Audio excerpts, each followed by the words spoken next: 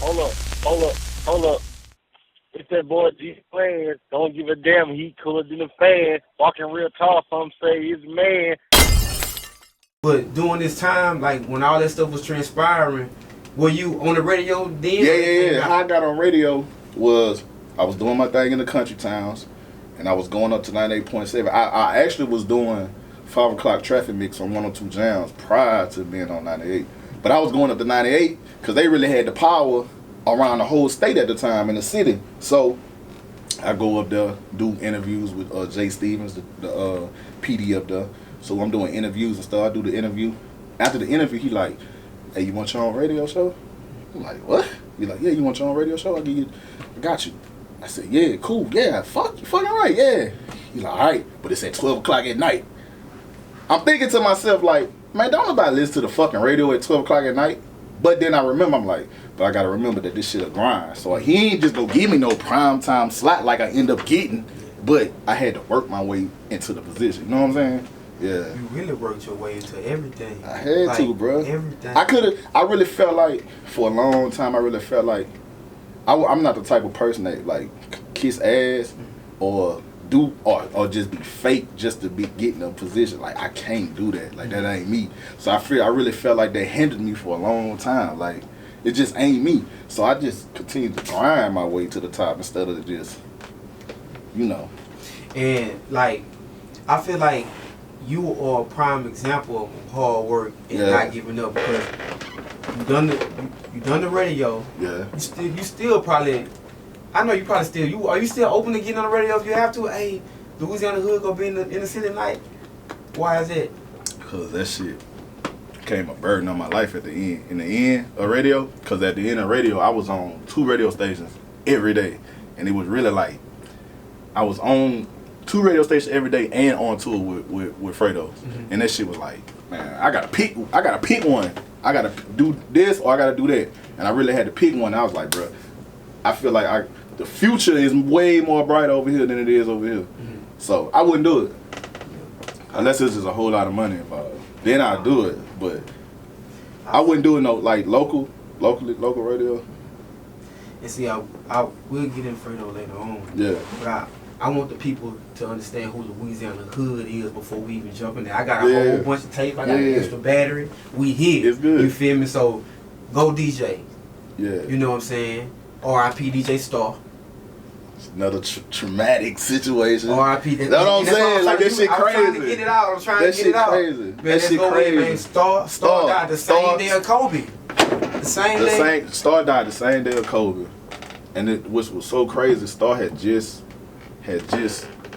put an Instagram post up about Kobe like 30 minutes before he died. So I seen the post. So Mike B called me. You know, Mike B, that's my boy. So he called me. He said, bruh, Star just died. How the hell Star just died? I just seen Star on Instagram. Like, what the fuck you talking about? He like, nah, I swear to God, he just died in a wreck. I'm like, man, you gotta be fucking kidding me. Like, that day, I wish it was like the 24th of January, or I think. Man, that day was crazy. That day was hell. Like, Kobe and Star died the same day. And it's like, man, you know, Star the reason I was a go DJ, because prior to Star making me a go DJ, I had a nigga tell me out the go DJ camp that where I was from wasn't big enough. You know what I'm saying? He said Alexandria, Central Louisiana is just not big enough for me to join it. Yeah, that's what he told me. A nigga told me that. How that make you feel? I just kept grinding. Because eventually they came calling. Yeah. You feel me?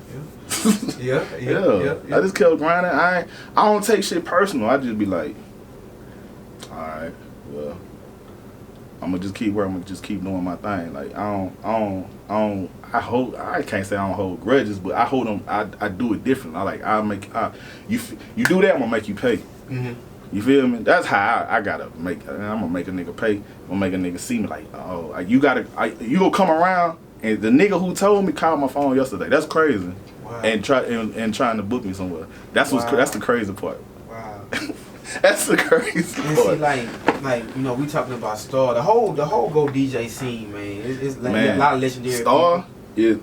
If you listen to my radio show and you would listen to Star radio show, you be like, damn, that shit sound the same. Because when I got on radio, like radio sound totally different in my city than it sounded in any other city in the state of, in the state of Louisiana. Like, it was screw music, it was Texas music.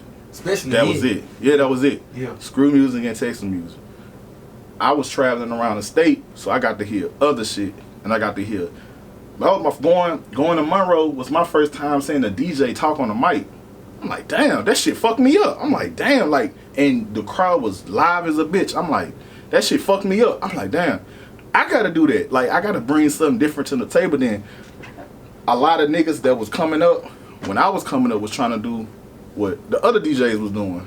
I wanted to do something totally. I think that's what separated me, because a lot of them niggas ain't in the game no more, and I'm still here because I felt like they wanted to do the chopping screws shit, and they wanted to bring it back and all that. I didn't want to do that shit.